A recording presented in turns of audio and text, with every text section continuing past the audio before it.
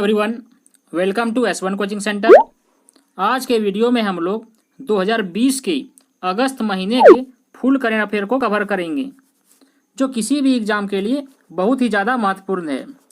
तो वीडियो को अंत तक देखें और अगर वीडियो पसंद आए तो उसको लाइक करें और दोस्तों के पास शेयर करें। चलिए वीडियो स्टार्ट करते हैं। सबसे पहला है कि रक्षा मंत्री राजनाथ सिंह ने 10 अगस्त को आत्मनिर्भर भारत सप्ताह का शुभारंभ किया। तो आत्मनिर्भर भारत सप्ताह का शुभारंभ किसने किया? तो रक्षा मंत्री राजनाथ सिंह ने किया। कब किया? तो 10 अगस्त को किया। इसका उद्देश्य है कि देश में घरेलू उत्पादन को बढ़ावा देना है। इसके तहत रक्षा क्षेत्र के 101 उपकरणों के आधार पर प्रतिबंध लगाया गया है। कितने रक्षा क्षेत्रों के उपकरणों पर प्रतिबंध लगाया गया है? तो 101 उपकरणों के आधार पर प्रतिबंध लगाया गया है। अगला है कि केंद्रीय आवास एवं शहरी मामले के मंत्रालय ने अमृत योजना को लागू करने की दृष्टि से राज्यों की रैंकिंग जारी की। तो देखिए, केंद्रीय आवास एवं शहरी मामले मंत्रालय ने अमृत योजना को लागू करने की दृष्टि से राज्यों की रैंकिंग जारी की। इसमें ओडिशा ने प्रथम स्थान प्राप्त किया। कौन सा स्टेट ने प्रथम स्थान प्राप्त किया? तो ओडिशा स्टेट ने। तो अमृत योजना के बारे में चलिए जानते हैं। तो अमृत योजना, इसकी शुरुआत प्रधानमंत्री नरेंद्र मोदी के द्वारा 2015 में हुई थी। तो अमृत योजना का शुरुआत कब हुआ था? तो 2015 में हुआ था। किन्होंने किया था? तो प्रधानमंत्री नरेंद्र मोदी ने इसका उद्घाटन किया था, शुरुआत किया था। पाइप के द्वारा जलापूर्ति करना तथा सीवरेज ट्रीटमेंट प्लांट का निर्माण करना इसका मुख्य उद्देश्य है। तो देखिए, पाइप के द्वारा जल की आपूर्ति हर गांव-गांव तक पहुंचाने का उद्देश्य है ही अमृत योजना में। और फिर सीवरेज ट्रीटमेंट प्लांट, सीवरेज में होता है कि नाले वगैरह का जो ठीक ठाक करने का जो प्लांट है, वो इसमें अमृत योजना में शुरू किया गया था। अगला है कि 15 अगस्त 2020 को 74वें स्वतंत्रता दिवस के अवसर पर प्रधानमंत्री ने नेशनल डिजिटल स्वास्थ्य मिशन को लॉन्च किया। तो नेशनल डिजिटल स्वास्थ्य मिशन को लॉन्च कब किया गया? तो 15 अगस्त 2020 को 74वें स्वतंत्रता दिवस के अवसर पर। इसके तहत प्रत्येक व्यक्ति को हेल्थ आईडी कार्ड दिया जाएगा, जिसमें उस व्यक्ति के स्वास्थ्य संबंधी सभी पुराने रिपोर्ट व उसके उपचार दर्ज होंगे। इस दौरान पीएम ने प्रोजेक्ट लाइन तथा प्रोजेक्ट डॉल्फिन को भी लॉन्च किया। इसी समय पीएम ने प्रोजेक्ट लायन और प्रोजेक्ट डॉल्फिन को भी लॉन्च किया। कब? तो 15 अगस्त को। फिर अगला है कि प्रोजेक्ट लायन क्या होता है। देखिए, तो प्रोजेक्ट लायन, इसका उद्देश्य है कि एशियाई शेरों के संरक्षण पर ध्यान केंद्रित करना है। प्रोजेक्ट लायन का मुख्य उद्देश्य क्या है? तो एशियाई शेरों के संरक्षण पर ध्यान केंद्रित करना है। वर्ष 2020 में गुजरात के गिर में लगभग 92 शेरों की मौत हो गई। वर्ष 2020 में गुजरात के गिर में, जो गुजरात में गिर राष्ट्रीय उद्यान है, वहां पर लगभग 92 शेरों की मौत हो गई। अब एशियाई शेरों को मध्य प्रदेश के कूनो अभयारण्य में रखने की योजना बनाई जा रही है। अब जाकर के जब गिर राष्ट्रीय उद्यान में 92 शेरों की मौत हो गई, तो अब क्या किया गया कि सभी शेरों को मध्य प्रदेश का कूनो अभयारण्य में रखने की योजना बनाई जा रही है।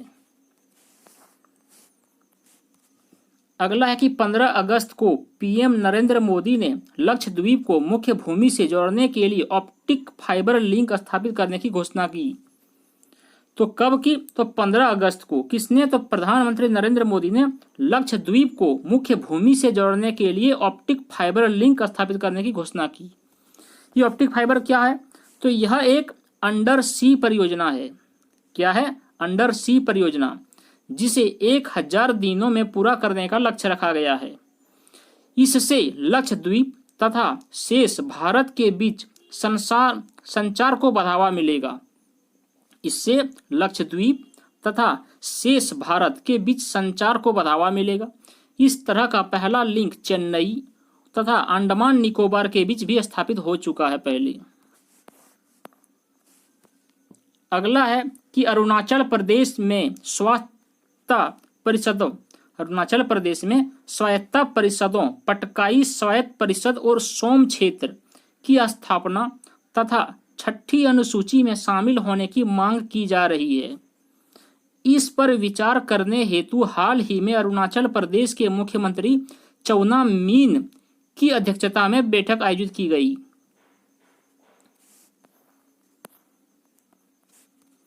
अरुणाचल प्रदेश को छठी अनुसूची में शामिल करने के बाद वहां के मूल निवासियों को सभी प्राकृतिक संसाधनों पर अधिकार प्राप्त हो जाएगा। क्या बोला गया कि अगर अरुणाचल प्रदेश को छठी अनुसूची में शामिल कर लिया जाए तो वहां के जितने भी मूल निवासी हैं सभी को प्राकृतिक संसाधनों पर अधिकार प्राप्त हो जाएगा। फिर है कि वर्तमान में अरुणाचल प्रदेश 5वीं अनुसूची में शामिल है। अभी वर्तमान में अरुणाचल प्रदेश कितनी अनुसूची में है? तो 5वीं। तथा असम, मेघालय, मिजोरम और त्रिपुरा ये सब छठी अनुसूची में शामिल है। फिर है कि नॉर्थ ईस्ट फ्रंटियर रेलवे के द्वारा मणिपुर में विश्व का सबसे ऊंचा पुल आयरिंग नदी पर बनाया जा रहा है। कहां पर? तो आयरिंग नदी पर बनाया जा रहा है।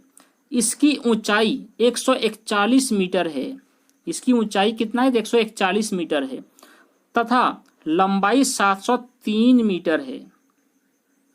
यह पुल यूरोप के मोंटेनेग्रो में बने 139 मीटर ऊंचे माला रिजेका पुल से भी ऊंचा होगा।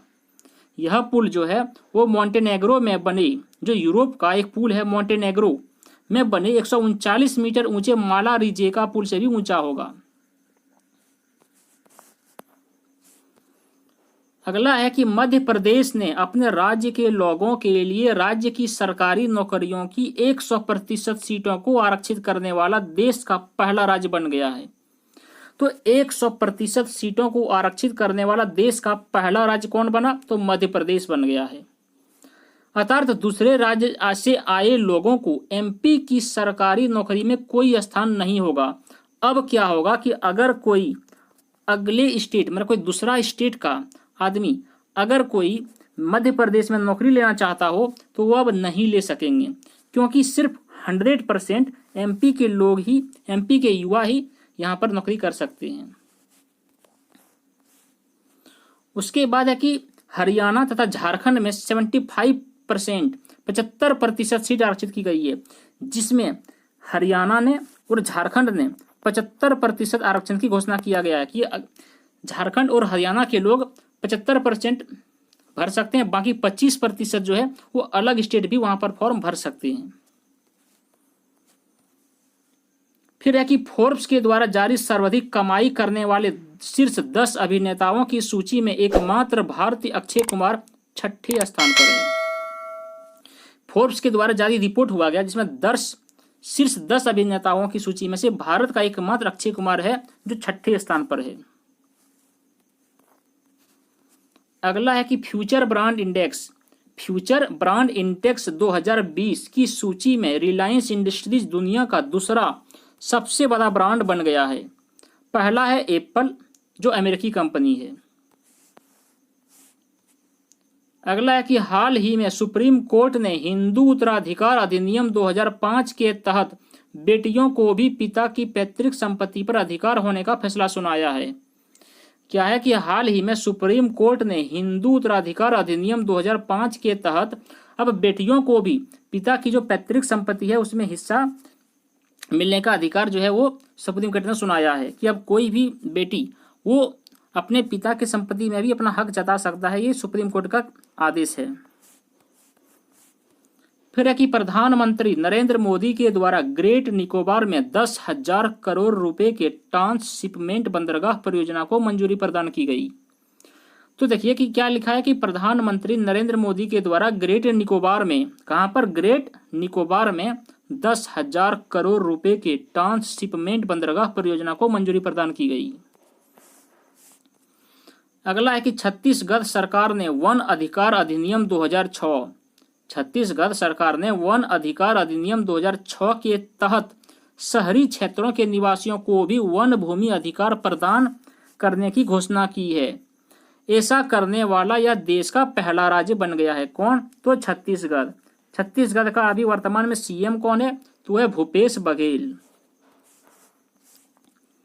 फिर अगला है कि मध्य प्रदेश सरकार ने 16 सितंबर को अटल बिहारी वाजपेयी की पुण्यतिथि पर ग्वालियर चंबल एक्सप्रेस वे का नाम अटल बिहारी वाजपेयी चंबल एक्सप्रेस वे करने का निर्णय लिया है। देखिए, मध्य प्रदेश सरकार ने 16 सितंबर को अटल बिहारी वाजपेयी की पुण्यतिथि पर ग्वालियर चंबल एक्सप्रेस वे का नाम बदल करके अब अटल बिहारी वाजपेयी चंबल एक्सप्रेस वे करने का निर्णय लिया है। किस राज्य की सरकार ने? तो मध्य प्रदेश राज्य की सरकार ने यह निर्णय लिया है।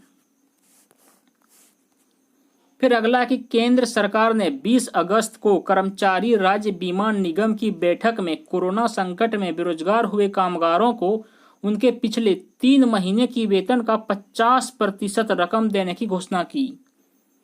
इसका लाभ लगभग 40 लाख कामगारों को मिलेगा, जिन्होंने 24 मार्च से लेकर के 31 दिसंबर 2020 के बीच अपनी नौकरी खोई है। फिर अगला है कि भारत अंतर्देशीय जलमार्ग प्राधिकरण ने गुजरात के भरूच में भाद भूत परियोजना के निर्माण को मंजूरी दे दी है। तो कहां पर? गुजरात के भरूच में भाद भूत परियोजना के निर्माण को मंजूरी दे दी है। यह परियोजना नर्मदा नदी पर निर्मित की जाएगी। और यह भाद भूत परियोजना किस नदी पर निर्मित की जाएगी? तो नर्मदा नदी पर निर्मित की जाएगी। इससे मछली पकड़ने के तरीके बाधित होने के कारण मछुआरों द्वारा इसका विरोध किया जा रहा है। इससे मछली पकड़ने के तरीके जो बाधित हो रहा है, जिसके चलते मछुआरे जो है इसका विरोध कर रहा है। फिर अगला कि भारतीय फुटबॉल टीम के पूर्व कप्तान वाईचुंग भूटिया के नाम पर सिक्किम के एक स्टेडियम का नाम रखा जाएगा।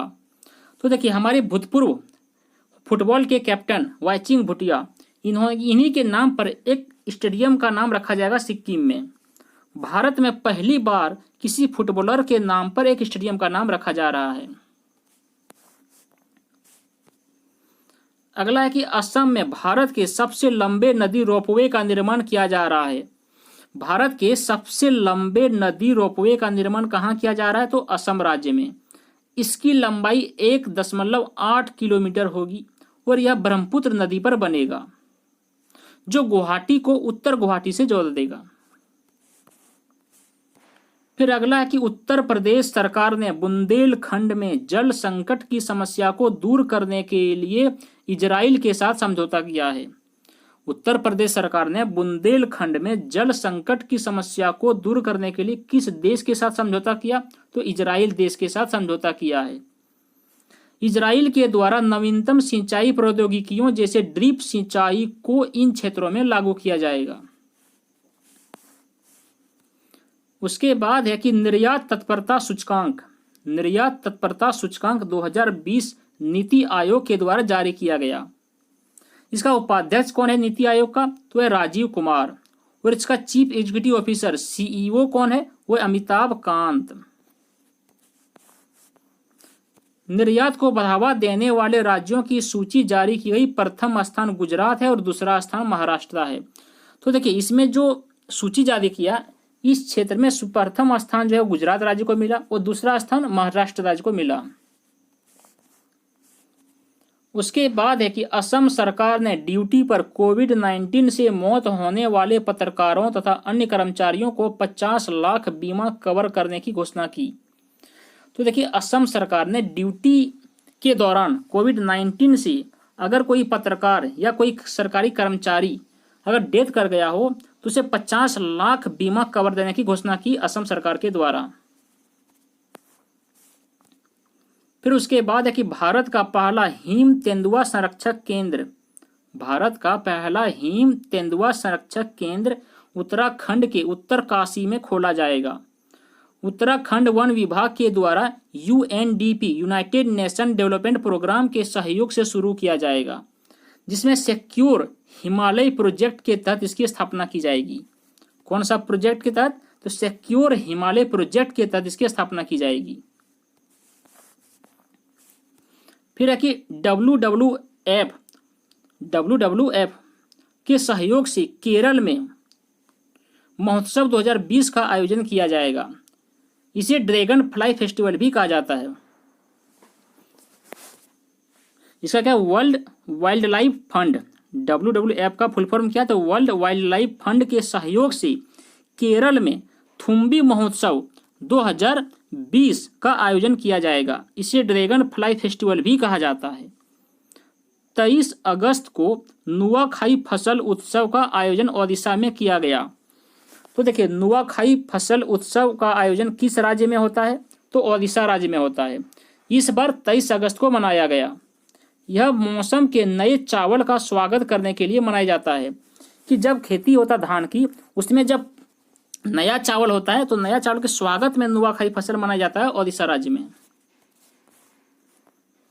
उसके बाद है कि बोनालू उत्सव, क्या है, बोनालू उत्सव तेलंगाना में मनाया गया। तो बोनालू उत्सव किस राज्य में मनाया गया, तेलंगाना राज्य में मनाया गया। इसमें देवी महाकाली की पूजा की जाती है। तो बोनालू उत्सव में कौन सी माँ की पूजा की जाती है, देवी महाकाली की।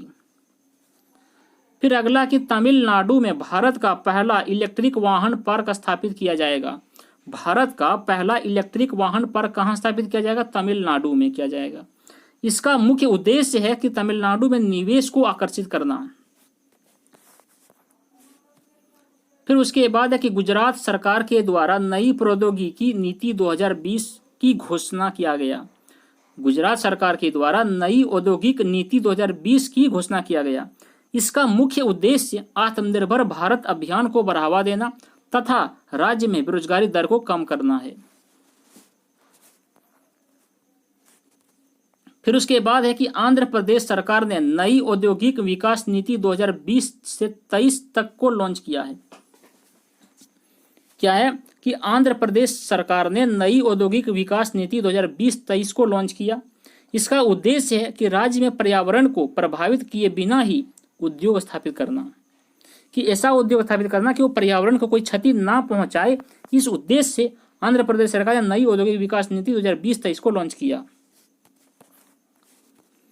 फिर अगला है कि शिक्षा मंत्रालय के द्वारा जारी केंद्रीय विश्वविद्यालय रैंकिंग में शीर्ष स्थान नई दिल्ली स्थित जामिया मिलिया इस्लामिया विश्वविद्यालय को प्राप्त हुआ। क्या है कि शिक्षा मंत्रालय के द्वारा जारी केंद्रीय विश्वविद्यालय रैंकिंग में शीर्ष स्थान किसको मिला, दिल्ली में स्थित जामिया मिलिया इस्लामिया विश्वविद्यालय को प्राप्त हुआ। फिर उसके बाद है कि सामाजिक न्याय एवं अधिकारिता मंत्रालय के द्वारा थावरचंद गहलोत की अध्यक्षता में ट्रांसजेंडर व्यक्तियों के लिए राष्ट्रीय परिषद NCT national council for transgender persons का गठन किया गया। ट्रांसजेंडर व्यक्ति अधिनियम 2019 के तहत इसका उद्देश्य है कि इस समुदाय से जुड़ी विशेष आवश्यकताओं की पूर्ति करना है। फिर अगला है कि मॉरिशस में एक जापानी जहाज से तेल रिसाव के कारण मॉरिशस सरकार ने पर्यावरणीय आपातकाल घोषित कर दिया। तो मॉरिशस में एक जापानी जहाज से तेल के रिसाव होने के कारण मॉरिशस सरकार ने पर्यावरणीय आपातकाल घोषित कर दिया है। यह जहाज 4000 टन ईंधन लेकर के ब्राजील से सिंगापुर जा रहा था। कहां से कहां, ब्राजील से सिंगापुर जा रहा था। फिर उसके बाद है कि हाल ही में इंडोनेशिया के माउंट सिनाबुंग ज्वालामुखी में विस्फोट देखा गया। हाल ही में इंडोनेशिया के माउंट सिनाबुंग ज्वालामुखी में विस्फोट देखा गया। यह ज्वालामुखी पैसिफिक रिंग ऑफ फायर के सुमात्रा द्वीप में स्थित है। कहाँ स्थित है, तो पैसिफिक रिंग ऑफ फायर के सुमात्रा द्वीप में। फिर उसके बाद है कि इस वर्ष अमेरिका में होने वाले उपराष्ट्रपति चुनाव में भारतीय मूल की कमला हैरिस को उम्मीदवार के रूप में नामांकित किया गया है। क्या है कि इस वर्ष अमेरिका में होने वाले उपराष्ट्रपति चुनाव में भारतीय मूल की कमला हैरिस को उम्मीदवार के रूप में नामांकित किया गया। अमेरिका के डेमोक्रेटिक पार्टी ने उन्हें इस पद के लिए नामित किया है। अमेरिका की कौन से पार्टी ने कमला हैरिस के उम्मीदवार के रूप में नामित किया, तो डेमोक्रेटिक पार्टी। फिर अगला है कि 4 अगस्त को लेबनान की राजधानी बेरूत 4 अगस्त को लेबनान की राजधानी बेरूत में एक फैक्ट्री में 3000 टन अमोनियम नाइट्रेट विस्फोट होने के कारण वहां काफी क्षति देखी गई। लगभग 5000 घर क्षतिग्रस्त हुए, 170 लोग मारे गए तथा 6000 लोग घायल हुए। विस्फोट के बाद देश में हुए विरोध प्रदर्शन के कारण लेबनान के PM हसन दियाब ने इस्तीफा दे दिया। भारत ने लेबनान को 58 टन आपातकालीन मानवीय सहायता भी भेजी। फिर उसके बाद है कि इजराइल यूएई शांति समझौता, इजराइल यूएई शांति समझौता, यूएई यूनाइटेड अरब अमीरात हाल ही में इजराइल के साथ शांति समझौता करने वाला पहला खाड़ी देश बन गया है। इसे अब्राहम समझौता भी कहा जाता है। यहूदी, ईसाई और इस्लाम से संबंधित है इसमें अब्राहम समझौता में। फिर उसके बाद है कि वेस्ट बैंक जो इजराइल तथा जॉर्डन के बीच है। कौन सा बैंक? वेस्ट बैंक जो इजराइल तथा जॉर्डन के बीच है, इस पर इजराइल के कब्जे को रोक दिया गया है। फिर अगला है कि कैलिफोर्निया के डेथ वैली में एक सदी से भी अधिक समय 1913 के बाद का पृथ्वी का उच्चतम तापमान 54.4 डिग्री सेल्सियस दर्ज किया गया। क्या है कि कैलिफोर्निया के एक डेथ वैली में एक सदी से भी अधिक समय 1913 के बाद पहली बार पृथ्वी का उच्चतम तापमान जो है वो 54.4 डिग्री सेल्सियस दर्ज किया गया। 1913 में यहाँ 56.4 डिग्री सेल्सियस दर्ज किया गया था। 1913 में यहाँ 56.4 डिग्री सेल्सियस दर्ज किया गया। उसके बाद दूसरी बार 54.4 डिग्री सेल्सियस दर्ज किया गया। इस बार उच्चतम तापमान अपने रिकॉर्ड के लिए भी जाना जाता है। फिर अगला है कि हाल ही में स्पेन में मच्छरों के द्वारा फैलाई गई वेस्ट नील वायरस का प्रकोप देखा गया। हाल ही में स्पेन में मच्छरों के द्वारा फैलाई गई वेस्ट नील वायरस का प्रकोप देखा गया। यह वायरस पहली बार युगांडा में खोजा गया था। यह वायरस पहली बार कहाँ खोजा गया था? युगांडा देश में। फिर उसके बाद है कि हाल ही में यूएई में बाराकाह परमाणु ऊर्जा संयंत्र का परिचालन शुरू किया गया। बाराकाह परमाणु ऊर्जा संयंत्र का परिचालन कहाँ शुरू किया गया था? यूएई में। यूएई परमाणु ऊर्जा का उत्पादन करने वाला पहला अरब देश बन गया है। परमाणु ऊर्जा का उत्पादन करने वाला पहला अरब देश कौन बना? तो यूएई बना। यह यूएई का पहला परमाणु ऊर्जा केंद्र है जिससे 5600 मेगावाट ऊर्जा की आपूर्ति होगी। फिर उसके बाद है कि जापान के प्रधानमंत्री शिंजो आबे ने अपने स्वास्थ्य के कारण पद से इस्तीफा दे दिया। फिर उसके बाद है कि हाल ही में बांग्लादेश सरकार ने म्यांमार के शरणार्थी समुदाय रोहिंग्याओं को भाषण 4 द्वीप में स्थानांतरित करने का निर्णय लिया है। भाषण 4 द्वीप बंगाल की खाड़ी में स्थित है। उम्मीद है कि यह द्वीप इस समुदाय को बेहतर स्थान प्रदान करेगा। फिर अगला है कि पाकिस्तान सरकार ने पूर्व प्रधानमंत्री नवाज शरीफ को भगोड़ा घोषित कर दिया है। पाकिस्तान सरकार ने पूर्व प्रधानमंत्री नवाज शरीफ को भगोड़ा घोषित कर दिया है तथा उनके प्रत्यर्पण के लिए ब्रिटेन सरकार से संपर्क किया गया है। भ्रष्टाचार के मामले में नवाज शरीफ को अदालत ने कैद की सजा सुनाई थी। उसके बाद है कि हाल ही में तुर्की में काला सागर तट से तुर्की के अब तक के सबसे बड़े प्राकृतिक गैस के भंडार की खोज की गई है। इसके बाद अब तुर्की की गैस के लिए विदेशी निर्भरता कम हो जाएगी। तुर्की के राष्ट्रपति रिसेप तैयप एर्दोगन है। तुर्की के राष्ट्रपति अभी वर्तमान में कौन है? तो रिसेप तैयप एर्दोगन।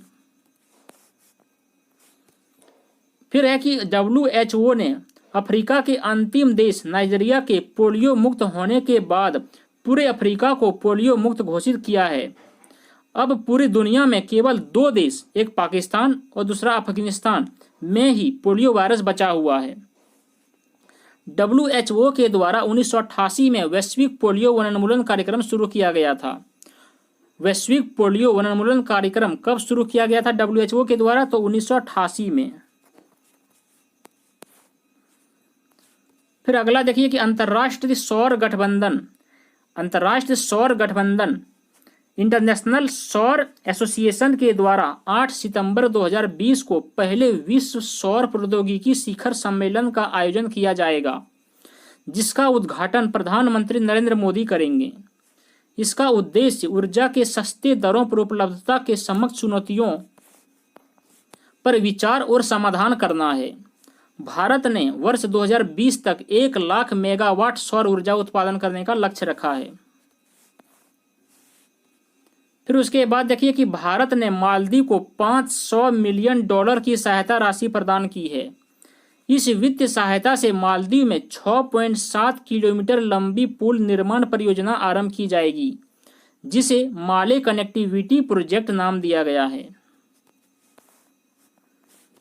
फिर अगला देखिए कि ब्रिटेन ने महात्मा गांधी की तस्वीर को अपने देश के सिक्कों पर अंकित करने का फैसला किया है। कहाँ के देश ने महात्मा गांधी की तस्वीर को अपने देश के सिक्कों पर अंकित करने का फैसला किया है? तो ब्रिटेन देश ने। महात्मा गांधी पहले अश्वेत व्यक्ति हैं जिनकी तस्वीर पाउंड पर चित्रित की जाएगी। फिर उसके बाद है कि 500 करोड़ रुपए से ऊपर के टर्नओवर वाले व्यवसाय को ई चालान जमा करना अनिवार्य हो गया है। फिर अगला देखिए कि भारतीय रिजर्व बैंक ने कोविड-19 से संबंधित तनावग्रस्त परिसंपत्तियों के समाधान के लिए के.वी. कामत की अध्यक्षता में एक विशेषज्ञ समिति का गठन किया गया है। कौन किया है? तो आरबीआई ने, रिजर्व बैंक ऑफ इंडिया ने। फिर अगला है कि भारतीय रिजर्व बैंक ने बैंकों को सोने के मूल्य का 90% तक कर्ज देने की अनुमति दी है। क्या है कि भारतीय रिजर्व बैंक ने बैंकों को सोने के मूल्य का 90% तक कर्ज देने की अनुमति दे दी है। फिर अगला है कि भारतीय रिजर्व बैंक ने अपने दूसरे द्विमासिक मौद्रिक नीति में 4% रेपो रेट तय किया है। आरबीआई ने अपने दूसरे द्विमासिक मौद्रिक नीति में 4% रेपो रेट दर जो है वो तय किया है, और रिवर्स रेपो रेट 3.35% रखा है। 3.35% रखा है रिवर्स रेपो रेट। फिर उसके बाद देखिए कि भारतीय निर्यात आयात बैंक ने मोजाम्बिक को $250 मिलियन का ऋण दिया है।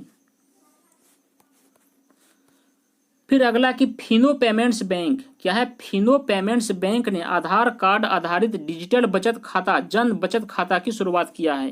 किसने? तो फिनो पेमेंट्स बैंक ने जन बचत खाता की शुरुआत किया है। फिर है कि केंद्र सरकार ने हिंदुस्तान एरोनॉटिक्स लिमिटेड में 15% हिस्सेदारी बेचने का फैसला किया है। फिर उसके बाद है कि भारत का पहला अंतर्राष्ट्रीय महिला व्यापार केंद्र केरल में स्थापित किया जाएगा। भारत का पहला अंतर्राष्ट्रीय महिला व्यापार केंद्र कहाँ स्थापित किया जाएगा? तो केरल राज्य में स्थापित किया जाएगा। फिर है कि प्रोजेक्ट चीता। क्या है? प्रोजेक्ट चीता चीन के साथ बढ़ते विवाद को ध्यान में रखते हुए भारतीय सशस्त्र बलों के द्वारा 3500 करोड़ रुपए की परियोजना प्रोजेक्ट चीता को पुनः शुरू करने का निर्णय लिया है। इसके तहत 90 हेरोन ड्रोन को अत्याधुनिक बम तथा एंटी टैंक मिसाइल से अपग्रेड किया जाएगा। फिर उसके बाद है कि इजराइल ने एरो 2 नामक रक्षा प्रणाली मिसाइल का सफल परीक्षण किया। क्या है? इजराइल ने एरो 2 नामक रक्षा प्रणाली मिसाइल का सफल परीक्षण किया। फिर उसके बाद है कि भारत, जापान तथा ऑस्ट्रेलिया ने चीन पर निर्भरता को कम करने के लिए एक त्रिपक्षीय आपूर्ति श्रृंखला लचीलापन पहल सप्लाई चेन रिजलिएशन शुरू करने का निर्णय लिया है। तो कौन कौन से देश ने? तो भारत, जापान तथा ऑस्ट्रेलिया ने चीन पर निर्भरता को कम करने के लिए एक त्रिपक्षीय आपूर्ति श्रृंखला लचीलापन पहल सप्लाई चेन रिजलिएशन शुरू करने का निर्णय लिया है। इस पहल का प्रस्ताव जापान के द्वारा किया गया। इस पहल का प्रस्ताव किसके द्वारा दिया गया? तो जापान के द्वारा। आपूर्ति श्रृंखला बनाने का उद्देश्य है इंडो पैसिफिक क्षेत्र में अपनी अर्थव्यवस्था को मजबूत करना है।